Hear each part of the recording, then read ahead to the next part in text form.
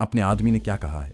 मेरा मतलब है हमारा मिशन क्या है? भूषण बोला, आई एम सॉरी कुंदन, तुम ये मत समझना कि हमें तुम पर भरोसा नहीं, लेकिन बात यह है कि अपने आदमी ने सख्ती से मना किया है कि अपनी खास पार्टी के आदमियों के सिवाय इस मिशन के बारे में किसी को कुछ न बताया जाए। और तुम तो जानते ही हो कि इन मामलात में हमें अपने कुछ उसूलों की सख्ती से पाबंदी करनी पड़ती है। शेर खान बोला, भूषण भैया तुम बिल्कुल ठीक कह रहे हो। अगर अपने आदमी ने तुम्हें मना किया है तो मैं तुमसे कुछ नहीं पूछूंगा। तुम मुझे जो हुक्म दोगे मैं उस पर अमल करूंगा। भूषण ने कहा, हमें जो मिशन दिया गया है उसके सिलसिले में मुझे और कमला को कराची जाना होगा। शेर खान ने कहा, इसका मतलब है कि मैं तुम लोगों के साथ नहीं जाऊंगा। भूषण बोला, नहीं, अभी सिर्फ मैं और कमला ही इस मिशन पर काम करेंगे। उसके बाद तुम्हारी जरूरत भी पड़ेगी, फिर हम तुम्हें भी कराची अपने पास बुलवा लेंगे। शेर खान कहने लगा, कराची में अगर तुम लोगों के रहने का कोई महफूज ठिकाना न हो तो मैं उसका भी इंतजाम कर सकता हूँ। भूषण ने कहा, असल में भारतीय सिफारतकार की तरफ से कराची में हमारी रिहाइश का इंतजाम कर दिया गया है। शेर खान ने कहा, ये बड़ी अच्छी बात है। तुम लोग कब कराची जा रहे हो? भूषण कहने लगा, हम कल का दिन छोड़कर परसों शाम की गाड़ी से कराची रवाना होंगे।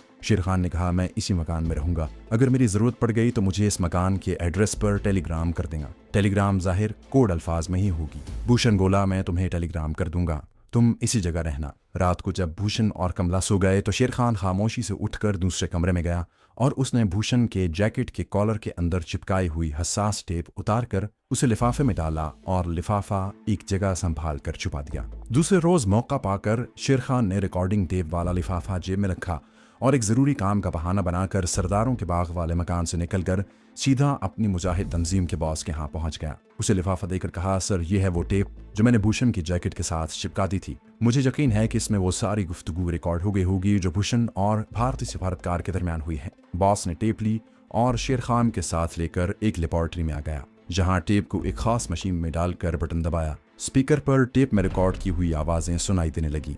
सबसे पहले शेर खान और भूषण और कमला की वो बातें सुनाई दी जो शेर खान ने जैकेट के अंदर टेप चिपकाने के बाद आपस में की थी। उसके बाद भूषण के टैक्सी वाले से बातें करने और फिर टैक्सी के स्टार्ट होने और चलने की आवाज सुनाई थी। आखिर में दहशतगर्द भूषण और भारतीय सफारतकार के मुकालमे सुनाई दिए। भूषण की आवाज शेर खान पहचानता था, दूसरी अजनबी आवाज भारतीय सिफारतकार की थी। उसे भूषण ने पांडे जी के नाम से पुकारा था। जब भूषण भारतीय सिफारतकार पांडे जी से मिला तो पांडे जी ने पूछा था, तुम्हें यहाँ आते हुए किसी ने देखा तो नहीं? मेरा मतलब है कि तुम्हें यकीन है कि तुम्हारे पीछे कोई नहीं? उसके जवाब में भूषण ने कहा था, हमने पूरी एहतियात से काम लिया है, इस मामले में आपको परेशान होने की जरूरत नहीं है। पांडे जी ने कहा, चलो कोठरी के अंदर चलकर बैठते हैं। फिर उन दोनों के चलने, कोठरी का दरवाजा खुलने और फिर उनकी किसी चारपाई पर बैठने की चरचराहट की आवाजें आईं। उसके बाद उनके मुकालमे शुरू हो गए। पांडे जी, मुझे दिल्ली में कहा गया था कि इस मिशन के बारे में तुम्हें पाकिस्तान में भारतीय सिफारतकार पांडे जी ही बताएंगे। पांडे ने कहा, तुम्हें ठीक कहा गया था।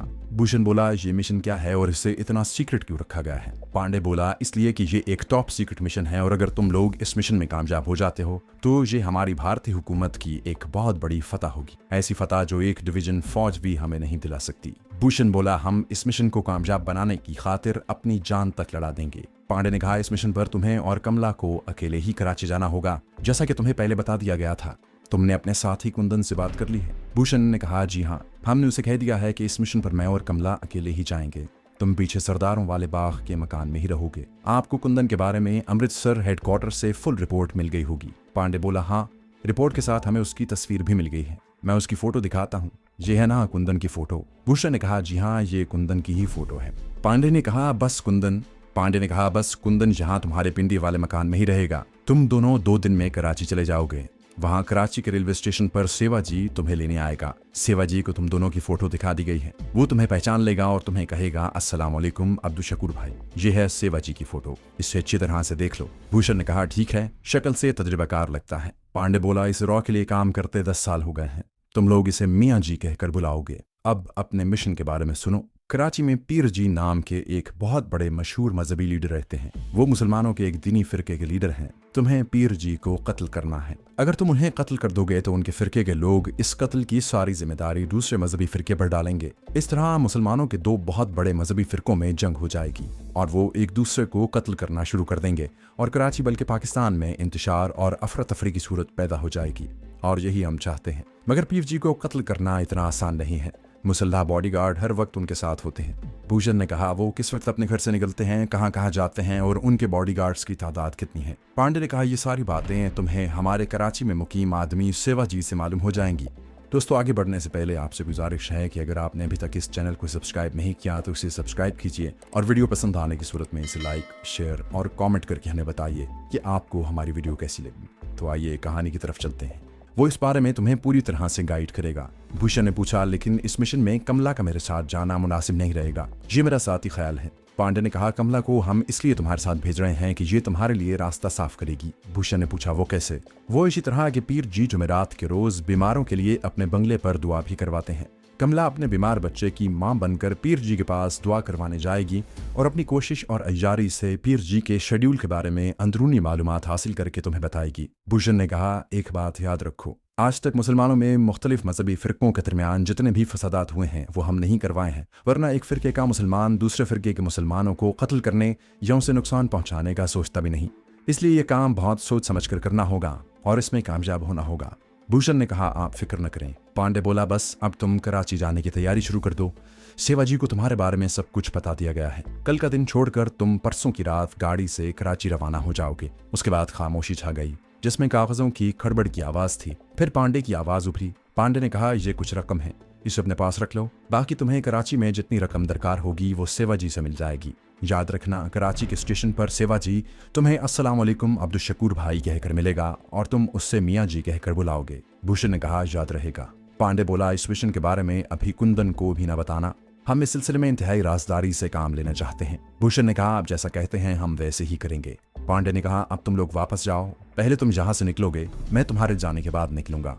उसके बाद रिकॉर्डिंग टेप पर कोठरी से निकलने और टैक्सी में सवार होने और टैक्सी के स्टार्ट होने वगैरह की आवाज़ें रिकॉर्ड हुई थी। बॉस ने टेप स्टॉप कर दी और शेर खान की तरफ देखकर कहा, शेर खान, हमें इन भारतीय दहशतगर्दों के एक इंतहाई खतरनाक मिशन का राज मालूम हो गया है। हमें हर हालत में पीर जी को इन दहशतगर्दों के मजमूम अज़ाइम से बचाना है।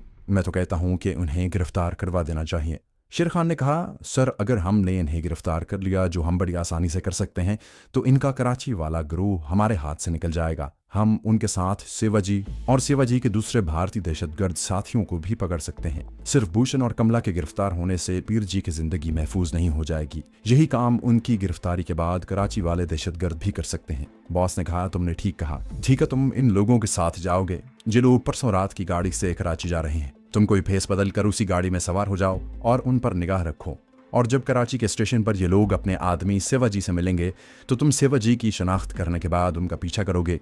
तो ये लोग कराची में कहाँ जाते हैं? शेर खान ने कहा, सर, मैं किसी भी भेस में हुआ ये लोग मुझे पहचान लेंगे। इस तरह मैं इनके करीब नहीं जा सकूंगा, जबकि ज़रूरत इस अमर की है कि हमारा कोई आदमी इन लोगों के करीब रहकर इनकी नकलो हरकत का जायजा लेता रहे। बॉस ने कहा, ठीक है, हम रहमत खान को तैयार करके इनके साथ इसी गाड़ी में रवाना कर देंगे। शेर खान ने कहा, मैं रहमत खान को जानता हूँ, मगर सर ये बड़ा नाजुक काम है, क्या वो ये जिम्मेदारी पूरी तरह निभा सकेगा?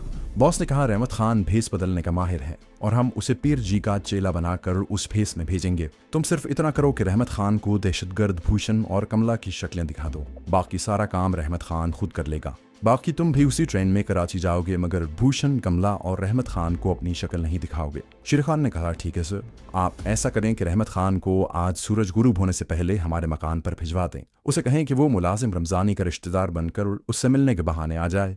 मैं उसे भूषण और कमला की चेहरा शनासी करवा दूंगा। बॉस ने कहा, परसों रात को कराची जाने से पहले तुम मुझसे मिलकर जाना। ठीक है सर। शेर खान मकान पर वापस आ गया। भूषण और कमला मकान पर ही थे। उन्होंने इकट्ठे खाना खाया।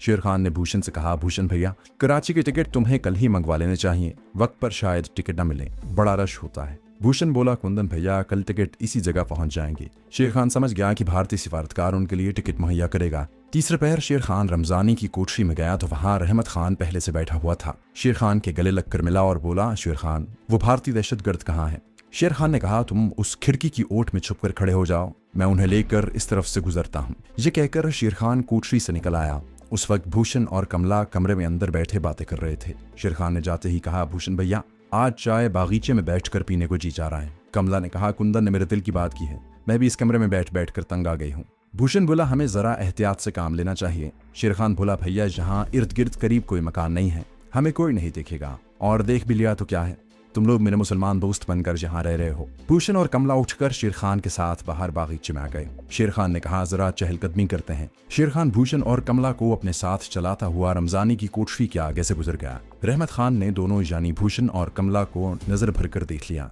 जिस रात कमला और दहशतगर्द भूषण को कराची रवाना होना था, उसी रोज दिन के वक्त शेर खान अपनी तंजीम के बॉस के यहाँ पहुंच गया। वहां उसने बॉस के पहलू में एक सब्ज लंबे कुर्ते सब्ज अहमद वाले आदमी को देखा, जिसने सर पर सब्ज रंग का साफा बांध रखा था और हाथ में लंबी तस्बीह थी। पहली नजर में शेर खान ने उसे बिल्कुल न पहचाना। बॉस ने कहा, शेर खान, तुमने रहमत खान को नहीं पहचाना? तब शेर खान ने गौर से देखा, वो रहमत खान ही था। बॉस ने कहा, ये कराची वाले पीर जी के चेले के रूप में है, बस अब तुम इसका काम देखना, लेकिन तुम्हारा काम इससे भी ज्यादा अहम है। तुम्हें भूषण, कमला और कराची के भारतीय दहशतगर्द शिवाजी को अपनी निगाहों से ओझल नहीं होने देना। अगरचे तुम उनसे दूर रहोगे, लेकिन इन लोगों को अपनी निगाह में रखोगे और कराची में मरकजी दफ्तर के अब्बासी साहब को भी रिपोर्ट करके उन्हें सारे हालात से आगाह करोगे, ताकि वो भी पीर जी की हिफाजत के लिए पूरा इंतजाम कर लें। उसके बाद अगर वहाँ इन भारतीय दहशतगर्दों को गिरफ्तार करवाने की जरूरत पड़ी तो अब्बासी साहब खुद ही ऐसा कर लेंगे। रहमत खान कहने लगा, शेर भाई, मैं भारतीय दहशतगर्द भूषण और कमला के डिब्बे में ही सफर करूंगा। शेर खान ने कहा, कल रात वाली गाड़ी में उनकी सेकंड क्लास की नशिस्तें रिजर्व हो चुकी हैं, तुम्हें भी उसी डिब्बे में अपनी सीट रिजर्व करवा लेनी चाहिए। रहमत खान ने हंसकर कहा, मेरी सीट इसी डिब्बे में रिजर्व हो चुकी है, ये नेशनल सिक्योरिटी का मामला है, तुम कौन से डिब्बे में होगे? शेर खान ने कहा, मैं भी किसी न किसी डिब्बे में फकीर के भेस में मौजूद होऊंगा। बॉस ने कहा, ये तुम अच्छा करोगे कि फकीर का भेस बदल कर उनके साथ जाओ। शेर खान बोला, सर, अगर भेस बदल कर ना गया तो ये लोग बड़े चालाक हैं, कहीं ना कहीं इनकी मुझ पर नजर पड़ गई तो फौरन समझ जाएंगे कि दाल में कुछ काला है, और हो सकता है कि ये कराची जाने के बजाय रास्ते से ही वापस आ जाएं या गायब हो जाएं। उसके बाद शेर खान बॉस से इजाजत लेकर वापस आ गया। दूसरा दिन भी गुजर गया। कराची जाने वाली गाड़ी पिंडी से रात के 8 बजे रवाना होती है। शेर खान एक फकीर के भेस में प्लेटफॉर्म पर मौजूद था। वो एक जगह छुप कर बैठा था और गेट की तरफ देख रहा था जहां से मुसाफिर अंदर आ रहे थे। उसने देखा कि भूषण और कमला आ रहे हैं। भूषण ने शलवार कमीज और वास्कट पहन रखी थी, हाथ में छोटा सा अटैची केस था। कमला ने काला बुर्का ओढ़ रखा था। दोनों प्लेटफॉर्म पर आकर एक बेंच पर बैठ गए। उसकी थोड़ी देर बाद रहमत खान सब्ज लिबास पहने हाथ में तस्बीह लिए आता दिखाई दिया। शेर खान अपनी जगह पर आहनी सुतून की ओट में बैठा रहा। जब गाड़ी आकर प्लेटफॉर्म पर रुकी तो शेर खान ने देखा कि भूषण और कमला फर्स्ट क्लास के कंपार्टमेंट की तरफ बढ़े। उनके बाद रहमत खान भी उसी डिब्बे की तरफ बढ़ा। जब ये लोग फर्स्ट क्लास के डिब्बे में दाखिल हो गए तो शेर खान भी अपनी जगह से उठा और 2 डिब्बे छोड़कर एक डिब्बे में जाकर बैठ गया। कुछ देर के बाद ट्रेन चल पड़ी। इस डिब्बे में रहमत खान सब्ज लिबास में मलबूस पीर जी के मुरीद के रूप में अपनी सीट पर बैठा तस्बीह फेर रहा था। ये 4 मुसाफिरों का डिब्बा था और चौथा मुसाफिर डिब्बे में नहीं था। सिर्फ भूषण, कमला और रहमत खान ही थे। जब ट्रेन रावलपिंडी शहर से निकल आई तो रहमत खान ने भूषण की तरफ देखकर पूछा, भाई साहब, आप कहाँ जा रहे हैं? भूषण ने कहा, जी हम कराची जा रहे हैं, मेरी बेगम का भाई बीमार है, हम उसकी खबर लेने जा रहे हैं। रहमत खान ने कहा, यह तो बड़ी अच्छी बात हुई, हमारा साथ रहेगा, मैं भी कराची जा रहा हूँ। भूषण ने कहा, आप जरूर कराची किसी मेले में शरीक होने जा रहे हैं। रहमत खान ने हंसकर कहा, भाई साहब, हमारे लिए सारी दुनिया एक मेला है, हम कराची वाले बड़े पीर जी के मुरीद हैं, हम उनकी खिदमत में हाजिरी देने जा रहे हैं। इतना सुनना था कि भूषण के कान खड़े हो गए। उसने सोचा कि उसे इस सब्ज़पोश मुरीद से पीर जी के बारे में काफ़ी मालूमात हासिल हो सकती हैं। उसने तस्दीक करने की खातिर कहा, ये पीर जी तो बड़ी मशहूर दीनी शख्सियत हैं। रहमत खान बोला, पीर जी की शख्सियत से कौन वाकिफ नहीं, उनके लाखों मुरीद हैं, उनकी दुआ में खुदा ने बड़ी शिफा दी हुई है। भूषण को मौका मिल गया। उसने कहा, शाह जी, ये तो हमारी खुशकिस्मती है कि आपके न्याज हासिल हो गए। मेरी बेगम का भाई एक अरसे से बीमार है, बड़े इलाज करवाए, कोई आफाका नहीं हुआ। अब हमारा ख्याल है कि हम कराची में पीर जी के आस्थाने पर हाजिर होकर उनसे दुआ करवाएं। खुदा उनकी दुआ कबूल फरमाकर मेरी बेगम के भाई को जरूर शफा अता करेगा। उधर रहमत खान को भी इन दहशत गर्दों के ज्यादा से ज्यादा करीब रहकर उनकी सरगर्मियों और नकलो हरकत से आगाह रहने का मौका मुयस्सर आ रहा था। उसने कहा, पीर जी मुझसे बड़ी शफकत करते हैं, वो मुझे अपना खास मुरीद समझते हैं, मैं खुद आपको उनकी खिदमत में ले चलूंगा। भूषण बेख्तियार बोला, वाह वाह शाह जी, आपने तो हमारा काम आसान कर दिया, हम आपका जो एहसान सारी जिंदगी नहीं भूलेंगे। रहमत खान ने कहा, एहसान कैसा भाई साहब, ये तो खल्क़ खुदा की खिदमत है, खल्क़ खुदा की खिदमत ही इंसान को इंसानियत का रुतबा दिलाती है। ट्रेन चलती रही और रहमत खान और भूषण की बातें भी जारी रही। कराची पहुंचते पहुंचते इन दोनों में एक तरह की दोस्ती हो गई थी। कराची गाड़ी रुकी तो प्रोग्राम के मुताबिक कराची वाला भारतीय दहशतगर्द सेवाजी भूषण और कमला को लेने आया हुआ था। उसने उन दोनों के फोटो देख रखे थे। मसहतन कमला ने निकाब उलट रखा था। फर्स्ट क्लास के डिब्बे से रहमत खान, भूषण और कमला एक साथ उतरे। भूषण ने एक शलवार कमीज वाले आदमी को मुस्कुराते हुए अपनी तरफ बढ़ते देखा तो फौरन पहचान गया कि यही सेवाजी है। सेवाजी ने भी भूषण और कमला को पहचान लिया था। सेवाजी ने आगे बढ़कर कहा, अब्दुल शकूर, अस्सलाम वालेकुम। भूषण ने मुसाफा करते हुए कहा, मियाँ जी आप कैसे हैं? दोनों दहशतगर्दों ने एक दूसरे की शनाख्त कर ली थी। भूषण ने सेवाजी से कहा, मियाँ जी ये अब्दुल्ला साहब हैं, कराची वाले बड़े पीर जी के खास मुरीद हैं। सेवाजी के कान खड़े हो गए। कराची वाले पीर जी इन दहशतगर्दों का टारगेट थे। सेवाजी समझ गया कि ये सब स्पोश उनके बड़े काम आ सकता है और इसके ज़रिए उन्हें पीर जी के बारे में, उनके आने जाने के शेड्यूल और बॉडीगार्ड के मुतालिक बहुत सी मालूमात हासिल हो सकती हैं। वो भी समझ गया कि भूषण ने इसी वजह से पीर जी के इस खास मुरीद से दोस्ती गांठ ली है।